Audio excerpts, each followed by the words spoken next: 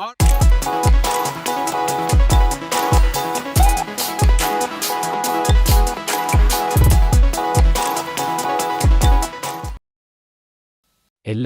ഒരു വിഷയത്തെക്കുറിച്ച് സംസാരിക്കുമ്പോൾ നമ്മുടെ അഭിപ്രായത്തിന് എതിരായി ചിന്തിക്കുന്നവരുടെ ഭാഗത്തുനിന്ന് കേൾക്കുന്നത് നല്ലതാണ്.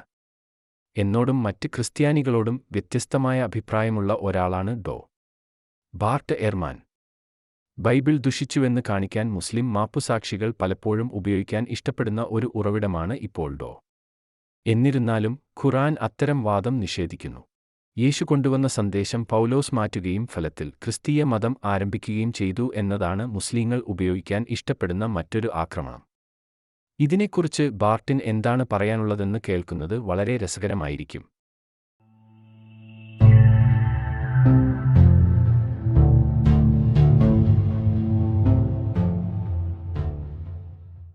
യേശു കൊണ്ടുവന്ന സന്ദേശം പൗലോസ് നശിപ്പിക്കുകയും പകരം തന്റേത് സ്ഥാപിക്കുകയും ചെയ്തുവെന്ന് ഇസ്ലാമിക വക്താക്കൾ അവകാശപ്പെടുന്നു. ഈ അവകാശവാദം ഒരുപക്ഷേ അഹ്മദീദത്തിൽ നിന്ന് ആരംഭിക്കുകയും അതിനുശേഷം മറ്റ് ഇസ്ലാമിക മാപ്പുസാക്ഷികൾ പകർത്തുകയും ചെയ്തതാണ്. ഒരുപക്ഷേ ഇതിൽ ഏറ്റവും പ്രശസ്തനായത് സക്കീർ നായിക്ക് ആയിരിക്കും.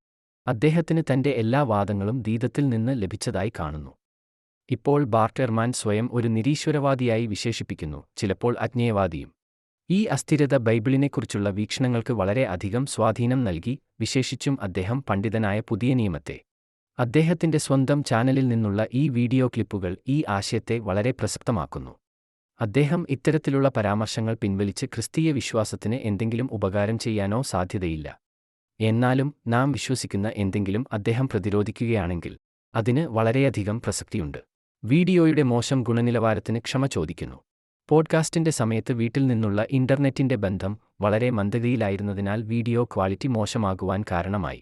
ചുവടെയുള്ള വിവരണത്തിൽ ഞാൻ വീഡിയോയുടെ ലിങ്ക് ഇടുന്നതാണ്.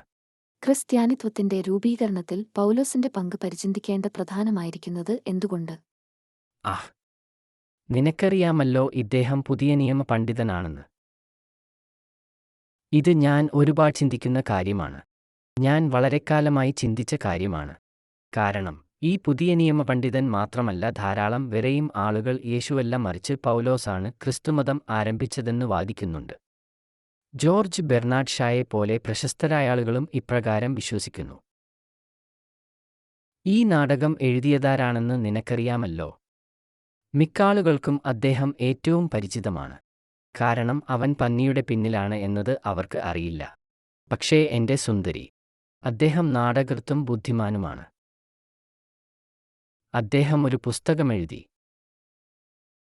ഒരിക്കൽ അദ്ദേഹം ഒരു ഉപന്യാസവും എഴുതി, മോൺസ്ട്രസ് എംപൊസിഷൻ ഓൺ ജീസസ്. ക്രിസ്തുമതം പൗലോസിനാൽ തെറ്റി എന്നതിനെക്കുറിച്ചും പൗലോസിന്റെ ക്രിസ്തീയ വീക്ഷണങ്ങളെയും ഈ ഉപന്യാസം കൈയും ചെയ്യുന്നു. യേശുവിന്റെ വീക്ഷണങ്ങൾക്കു പകരം ഇത് കുറച്ചുകാലത്തേക്ക് വളരെ ജനപ്രിയമായ ഒരു കാഴ്ചപ്പാടായി മാറി. സ്നേഹവും കരുണയും ക്ഷമയുമാണ് യേശു പ്രസംഗിച്ചതെന്നും മറിച്ച് രക്തവും പ്രായശ്ചിത്തവും ദൈവകോപമാണ് പൗലോസ് പഠിപ്പിച്ചതെന്നും അത് ഒഴിവാക്കപ്പെടേണ്ടതാണെന്നും ക്രിസ്തീയ സഭ യേശുവിനോടുകൂടെ പോകുന്നതിനു പകരം പൗലോസിനോടൊപ്പമാണ് പോയതെന്നും അതുകൊണ്ട് വർഷങ്ങളായി ക്രിസ്തുമതം യേശുവിന്റെയും പൗലോസിന്റെയും ഒരു പ്രസ്ഥാനം മാറിയെന്നും വിശ്വസിക്കപ്പെടുന്നു. സത്യസന്ധമായ പണ്ഡിത ചോദ്യം: പൗലോസാണോ ക്രിസ്തുമതത്തിന് തുടക്കമിട്ടത്? പൗലോസ് ഒരു യഹൂദനായിരുന്നു. വാസ്തവത്തിൽ അദ്ദേഹം യഹൂദമതം മനസ്സിലാക്കിയിരുന്നു. കാരണം യഹൂദമിശിഹ വന്നുവെന്ന് അദ്ദേഹത്തിന് അറിയാമായിരുന്നു. കൂടാതെ മിശിഹ റോമാക്കാരെ നശിപ്പിക്കാനും ഇസ്രായേലിൽ ഒരു രാജ്യം സ്ഥാപിക്കാനും വന്നൊരാളല്ല എന്ന് അദ്ദേഹത്തിന് അറിയാമായിരുന്നു. മിശിഹ ലോകത്തിന്റെ പാപങ്ങൾക്കുവേണ്ടി മരിക്കുകയും മരിച്ചവരിൽ നിന്ന് ഉയിർത്തെഴുന്നേൽക്കുകയും ചെയ്യേണ്ട ഒരാളെന്നും യഹൂദരല്ലാത്തവർക്കും ഈ സന്ദേശം അറിയിക്കുകയുമാണ് ദൈവം തുടക്കം മുതൽ ആസൂത്രണം ചെയ്തെന്ന് പൗലോസിന് നിശ്ചയമായിരുന്നു. ഇങ്ങനെയാണ് ദൈവം തന്റെ പ്രവചനങ്ങൾ നിറവേറ്റുന്നത്. യെശയ്യാവിന്റെ പുസ്തകത്തിൽ സർവ്വലോകവും സിയോനിലേക്ക് വരുമെന്നും ഇസ്രായേലിന്റെ ദൈവത്തെ അനുഗമിക്കുകയും ചെയ്യുമെന്നും എഴുതിയിട്ടുണ്ട്. യേശുവിലൂടെ ആ വാഗ്ദാനം നിറവേറ്റുകയാണ് ദൈവം ചെയ്യുന്നത്. ഇതാണ് പൗലോസിനെ സംബന്ധിച്ചിടത്തോളം യഥാർത്ഥ യഹൂദമതം. ഇത് മനസ്സിലാക്കിയത് അദ്ദേഹത്തിന്റെ പരിവർത്തനത്തിന് കാരണമായി. നിങ്ങൾ പരാമർശിച്ച പൗലോസ് തന്നെ വിജാതീയരുടെ ഒരു അപ്പോസ്തലനായി യഹൂദനായിട്ടും യേശുവിനെ യഹൂദ മിശിഹായായി വീക്ഷിച്ചു. യേശുവിന്റെ യഹൂദരല്ലാത്ത അനുയായികൾക്ക് യഹൂദമതത്തിലേക്ക് പരിവർത്തനം ചെയ്യേണ്ട ആവശ്യമില്ലെന്ന് അദ്ദേഹം വളരെ വ്യക്തമായി പറഞ്ഞു. വാസ്തവത്തിൽ യഹൂദമതത്തിലേക്ക് പരിവർത്തനം ചെയ്യാൻ പാടില്ല, കാരണം അത് പൂർണ്ണമായും അർത്ഥശൂന്യമാണ്. രക്ഷയിലേക്കുള്ള വഴി ക്രിസ്തുവാണെന്ന് പൗലോസ് കണ്ടുപിടിച്ചതല്ല, യേശുവിന്റെ മരണവും പുനരുത്ഥാനവും കൊണ്ടുവരുന്ന തരത്തിലുള്ള വലിയ വകഭേദം അദ്ദേഹം കണ്ടുപിടിച്ചിട്ടില്ല. രക്ഷ ലഭിക്കുവാൻ വിജാതീയർ യഹൂദരാകേണ്ടതില്ല എന്ന ആ വകഭേദത്തിനുള്ളിൽ അദ്ദേഹം ഒരു വകഭേദം സൃഷ്ടിച്ചു. അതായത് രക്ഷയ്ക്ക് വിജാതീയർ പരിച്ഛേദനം നടത്തേണ്ട ആവശ്യമില്ല, കോഷർ ഭക്ഷണരീതിയോ ശബ്ബത്തോ ആചരിക്കേണ്ടതില്ല, തൗറാത്തിലെ നിയമം അനുസരിക്കേണ്ടതുമായിട്ടുള്ളതൊന്നും ഒരു വ്യക്തി രക്ഷിക്കപ്പെട്ടോ ഇല്ലയോ എന്നത് ഉറപ്പാക്കുന്നില്ല. അതിനാൽ അദ്ദേഹം ക്രിസ്തുമതം സ്ഥാപിച്ചുവെന്ന് പറയില്ല. എന്നാൽ അതിന്റെ ആ വകഭേദം അദ്ദേഹം സ്ഥാപിച്ചുവെന്ന് ഞാൻ പറയും. ശരി, നന്ദി. അത് വളരെ സഹായകരമാണ്. മരണവും പുനരുത്ഥാനവും പൗലോസിന് സാധാരണമല്ലെങ്കിൽ ഇത് യേശുവിന്റെ സ്വന്തം പഠിപ്പിക്കലുകളിൽ പ്രകടമാകുന്ന ഒന്നാണോ? ഇത് വീണ്ടും ബുദ്ധിമുട്ടിലേക്ക് കൊണ്ടു ചെല്ലുന്നു. ഞാൻ നേരത്തെ സുവിശേഷങ്ങളിൽ അവർ യേശുവിനെക്കുറിച്ച് എന്താണ് പറയുന്നതെന്ന് സൂചിപ്പിച്ചിരുന്നു. അതായത് മത്തായി, മർക്കോസ്, ലൂക്കോസ്, യോഹന്നാൻ എന്നിവരെല്ലാം യേശു തന്റെ ജീവിതത്തെക്കുറിച്ച് പ്രവചിച്ചിരുന്നതായും പ്രത്യേകിച്ചും മരണവും പുനരുത്ഥാനവും അവയുടെ സൂചനകളുണ്ട്. യേശുവിന്റെ മരണവും പുനരുത്ഥാനവുമാണ് ഒരു വ്യക്തിയെ ദൈവത്തിന്റെ മുൻപിൽ യഥാസ്ഥാനത്ത് നിർത്തുന്നത്. ഈ മരണവും പുനരുത്ഥാനവും സുവിശേഷങ്ങളിൽ യേശു പഠിപ്പിക്കുന്നു.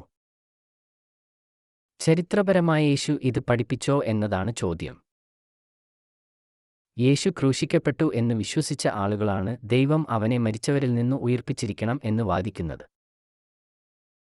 അതിനർത്ഥം അവൻ ദൈവത്താൽ പ്രത്യേകമായി അനുഗ്രഹിക്കപ്പെട്ടവനായിരുന്നു എന്നാണ്. ദൈവം അവനെ പ്രത്യേകമായി അനുഗ്രഹിച്ചുവെങ്കിൽ എന്തിനാണ് അവനെ ക്രൂശിക്കുന്നത്? ഇതാണോ ദൈവം താൻ അനുഗ്രഹിക്കുന്നവരോട് ചെയ്യുന്നത്? അവൻ അവരെ പീഡിപ്പിച്ചു കൊന്നു. അത് ശരിയാണെന്ന് തോന്നുന്നില്ല. ശരി, ക്രിസ്തുവിന് ഒരു കാരണമുണ്ടായിരുന്നു. ക്രിസ്തു മരിക്കുന്നത് ഒരു ദൈവിക പദ്ധതിയാണ്. അതായത് അവൻ മറ്റുള്ളവരുടെ പാപങ്ങൾക്കായി മരിച്ചു.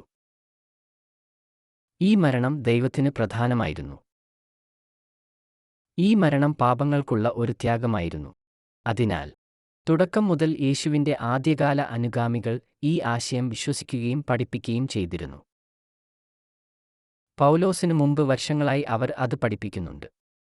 നിനക്ക് ആ പ്രസ്താവന പിടികിട്ടിയോ?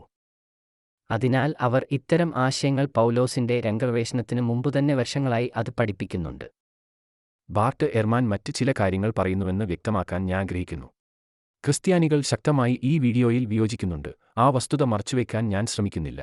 പക്ഷേ ഈ വീഡിയോയിൽ നിന്ന് ഞാൻ ഉയർത്തിക്കാട്ടിയ കാര്യങ്ങൾ അനുസരിച്ച് പൗലോസ് ക്രിസ്തീയ ഉപദേശം ആരംഭിച്ചുവെന്ന് ബാർട്ട് എർമാൻ വിശ്വസിച്ചിരുന്നില്ലെന്ന് ഞാൻ ഊന്നിപ്പറയുന്നു. പൗലോസ് രംഗപ്രവേശം ചെയ്യുന്നതിന് മുമ്പുതന്നെ അത് നിലനിന്നിരുന്നുവെന്നും നമുക്ക് അതിനെ വിശ്വസിക്കാമെന്നും അദ്ദേഹം വ്യക്തമായി വിശ്വസിക്കുന്നു. ദമാസ്കസിലേക്കുള്ള വഴിയിൽ യേശുവിനെ കണ്ടുമുട്ടുന്നതുവരെ അദ്ദേഹം ക്രിസ്തുമതത്തെ പീഡിപ്പിച്ചിരുന്നു. അതിനാൽ ഞാൻ അവന്റെ വായിൽ വാക്കുകൾ ഇടാൻ ശ്രമിക്കുന്നില്ല. നിങ്ങൾ ചുവടെയുള്ള മുഴുവൻ വീഡിയോ ലിങ്കും കാണുകയാണെങ്കിൽ നിങ്ങളത് കാണും. ദീദത്ത്, നായിക് എന്നിവരാണ് സുവിശേഷം പൗലോസ് കണ്ടുപിടിച്ചതാണെന്ന അവകാശവാദത്തെ അവശേഷിപ്പിക്കുന്നത്. ഇതിനുള്ള ഉത്തരമായി ധാരാളം കാര്യങ്ങൾ പറയാൻ കഴിയും. പക്ഷേ ബാർട്ട് എർമാൻ ഇതിന് ഉത്തരം നൽകിയിട്ടുണ്ടെന്ന് ഞാൻ മനസ്സിലാക്കുന്നു. ഖുർആൻ സൂറ 3 വാക്യം 3-ലും 4-ലും വെളിപ്പെടുത്തിയിരിക്കുന്നത് നബിയെ, അവൻ നിങ്ങൾക്ക് ഈ ഗ്രന്ഥം ഇറക്കിത്തന്നിരിക്കുന്നു, സത്യം സ്ഥാപിക്കുകയും മുൻകാല ഗ്രന്ഥങ്ങളെ സ്ഥിരീകരിക്കുകയും ചെയ്തു. മനുഷ്യരാശിയുടെ മാർഗനിർദ്ദേശനത്തിനായി അവൻ നേരത്തെ തോറയും ഇഞ്ചിലും അവതരിപ്പിച്ചു. അവൻ മാനദണ്ഡവും സത്യത്തെ അസത്യത്തിൽ നിന്ന് വേർതിരിച്ചറിയുവാൻ വെളിപ്പെടുത്തിയിട്ടുണ്ട്. അല്ലാഹുവിന്റെ ദൃഷ്ടാന്തങ്ങളെ നിഷേധിച്ചവരാരോ അവർക്ക് കഠിനമായ ശിക്ഷയുണ്ടായിരിക്കുന്നതാണ്. തീർച്ചയായും അല്ലാഹു പ്രതാപിയും ശിക്ഷാനടപടി സ്വീകരിക്കുന്നവനുമാകുന്നു. അല്ലാഹുവിന്റെ വചനം ശാശ്വതമാണെന്നും അതിനെ നശിപ്പിക്കാനാവില്ലെന്നും ഇസ്ലാം വിശ്വസിക്കുന്നു. സൂറ 3 പറയുന്നു, അല്ലാഹു തൗറാത്തും ഇഞ്ചിലും ഇറക്കിത്തന്നിരിക്കുന്നു. മറ്റൊരു വിധത്തിൽ പറഞ്ഞാൽ അല്ലാഹു തന്റെ വചനത്തെ സംരക്ഷിക്കുമെന്ന് ഈ വക്താക്കൾ അവകാശപ്പെടുമ്പോഴും പ്രത്യക്ഷത്തിൽ പൗലോസിൽ നിന്നും സൂക്ഷിക്കുവാൻ അല്ലാഹുവിന് സാധിച്ചില്ല എന്ന് സമ്മതിക്കേണ്ടിവരും. ഈ മാപ്പുസാക്ഷികളെക്കാൾ ഒരു മുസ്ലിമായിരിക്കുന്നതാണ് നല്ലതെന്ന് തോന്നുന്നു. അതിനാൽ ആ ചിന്തയിൽ ഞാൻ വീണ്ടും ശ്രദ്ധിച്ചതിന് നന്ദി പറയട്ടെ. ദൈവം നിങ്ങളെ എല്ലാവരെയും അനുഗ്രഹിക്കട്ടെ. നിങ്ങൾക്ക് ഈ വീഡിയോ ഇഷ്ടപ്പെട്ടുവെങ്കിൽ ഒരു ലൈക്ക് നൽകുക, സബ്സ്ക്രൈബ് ചെയ്യുക, ഈ വീഡിയോ ഷെയർ ചെയ്യുക.